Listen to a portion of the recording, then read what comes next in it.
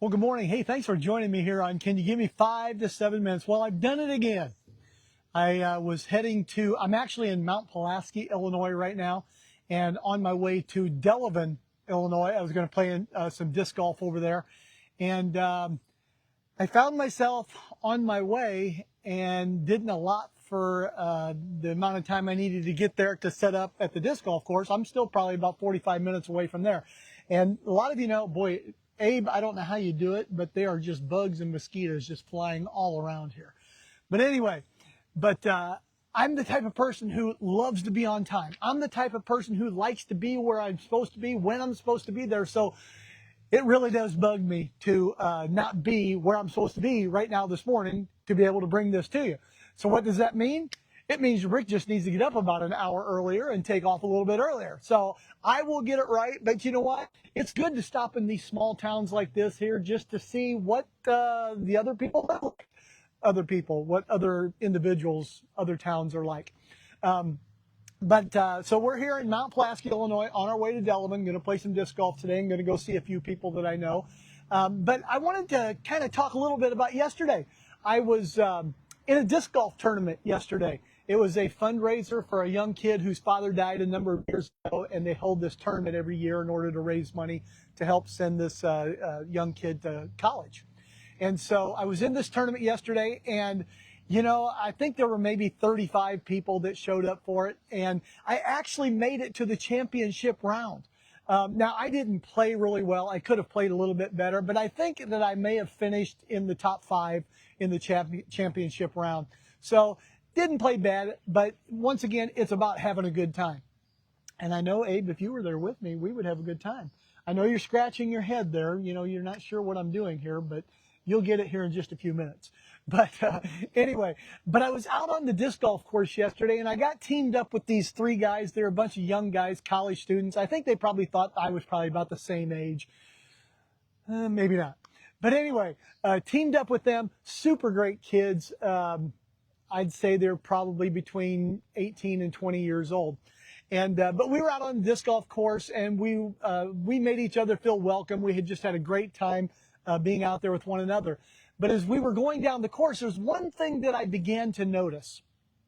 And I waited a couple of holes before I said something, but I began to notice that every time we threw a shot, whether it was a really spectacular shot or whether it was an average shot or whatever the shot may have been, there was always one of the individuals, myself, one of the other 3 guys that was on the card, they would say, good shot or great shot.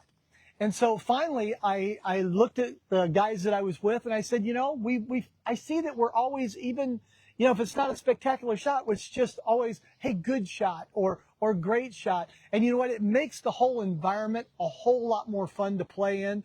Even when you're not doing well, when you're not getting paid to play, it makes it a whole lot more fun to play in. And so I got to thinking about it, you know, how a word of encouragement can really affect somebody's life. And so that's something that me and some other guys have been talking about here lately, about encouraging words. You love to be around somebody who's encouraging. You love to be around somebody who's always trying to lift the situation, make everybody feel included, make everybody feel better. Nobody likes to be around somebody who is just always negative. Although I like to be around people who are negative, because to me, it's a challenge to see if I can turn that whole negativity around. I was even in a church service one time, and I was up on the stage and I was singing, and I noticed there were 2 guys out there basically in the front row, and they were just standing there with their arms like this, almost like they had a scowl on their face. And in my mind, as I'm standing on the stage, I thought, okay, I'm going to get you. And so I just started singing. Kept looking at them. I'm smiling. All of a sudden, the one guy that was like this, he kind of puts his arms down, and it's almost like he relaxed a little bit. Now, the other guy stayed like this, and I said, we'll get you the next time. But it's just funny when you're around people that are encouraging. It's a whole lot more fun. Like I said, the atmosphere is a whole lot lighter.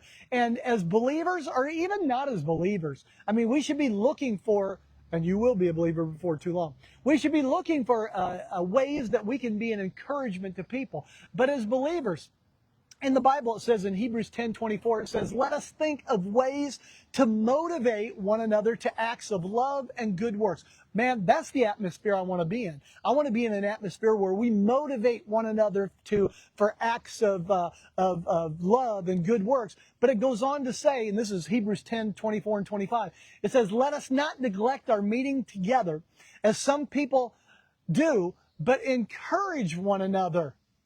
Encourage one another, especially that the day of Jesus, his return, is drawing near. And then in 1 Thessalonians 5, verse 11, it says, so encourage each other and build each other up, just as you are already doing. Man, if you're already doing it, keep on doing it. Man, people need to be encouraged. There's so many people walking around this big blue marble that we live on right now that they've got stuff that's just weighing on them. And if you can be that person that encourages another person, then that it may not erase what happened to them, a day ago, a week ago, a few moments ago, but you may be that person that influences what lies ahead of them. So to be that encouragement, you may bring a smile to their face. You may bring something to their life that they needed in that moment. And so always look for a way to encourage one another, to build one another up. And in Ephesians 4:29, it says, don't use foul or abusive language. Don't tear people down. Don't beat people up. Man, people are getting beat up enough in their, whether it's at the job, whether it's working, going to Walmart, whether it's wherever it is, you may encounter people. People are getting beat up enough. So we don't want to use foul or abusive language. It says, let everything you say be good and helpful, so that your words will be an encouragement to those who hear them. I want people to be encouraged by the words that I say. I want to be the person that walks into the room and the atmosphere changes. There's an excitement, there's an electricity, there's a charge in the room because Rick just walked in the room. Be that person as well. Like I said, just in these 3 verses, and there's other verses in the Bible that talk about being an encouragement. And when we're an encouragement, I mean, a person who may have walked in with their shoulders bent over, their head hanging low, you start encouraging them, and all of a sudden you start to see their head just lift just a little bit. You keep on encouraging, all of a sudden you start to see their shoulders pull back and they start sitting up a little bit straighter. You keep on encouraging, and all of a sudden you see a smile come across that person's face. You keep on encouraging, and that person who is down like this, that person whose shoulders were forward, that person who didn't have a smile on their face, all of a sudden they see the effect that it's having on them. They become that person as well. We need encouragement in this world, and you get to be an agent of encouragement. And so as you go about your daily business today, try to find one person that you can be an encouragement to. Try to find one you can say a positive word to. Try to find that one person. Look for the person who has their head down, their shoulders forward. They don't have a smile on their face. And you be that person that brings their head up. You be that person that brings their shoulders back. You be that person that puts a smile on their face. And you'll see that person in that moment, all of a sudden, something changed. Something shifted. And it's all because you gave a word of encouragement. Like I said, in 1 Thessalonians 5:11, it says, so encourage one another and build each other up. You may already be doing it, but keep on doing it because people need it and people need you in their lives. Well, hey, thanks for joining me on this 5 to 7 minutes. I am staying closer to 5 to 7 minutes. Usually my 5 to 7 minutes goes about 10 minutes. But like I said, I'm in Mount Pulaski, Illinois right now, on my way to Delavan, going to play a round of disc golf. Got to keep those skills up for the next tournament that I enter in. And maybe, who knows, next tournament, I may get in the top 3, top 2, and even top 1. But thanks for joining me. I'm sitting here with Abe. The mosquitoes have seemed to blow away. The wind's picked up a little bit, but I'm going to get in my car and make my way to Delavan, Illinois. And next Monday, when I get together with you, I'll actually be at my location instead of having to stop along the way. But you know what? Sometimes this is interesting just to stop along the way. I'm in the downtown square here right now. I'm going to stand up and I'm going to take my camera and I'll just do a little walk around here so you can see where I'm at. Got all these little stores. You really maybe can't see all of them because of the trees behind me. but all these little on the square type stores. And sometimes it's fun just to stop in these little towns like this to get a view of the town, maybe a town you've never been in before. But hey, thanks once again. I could ramble on for the next 35 minutes, but I know you've got places to go, people to see, things to do, people to encourage. So we'll see you next Monday. Go ahead and leave a comment on how you can be an encouragement or how you have encouraged somebody. And I'd love to read that there.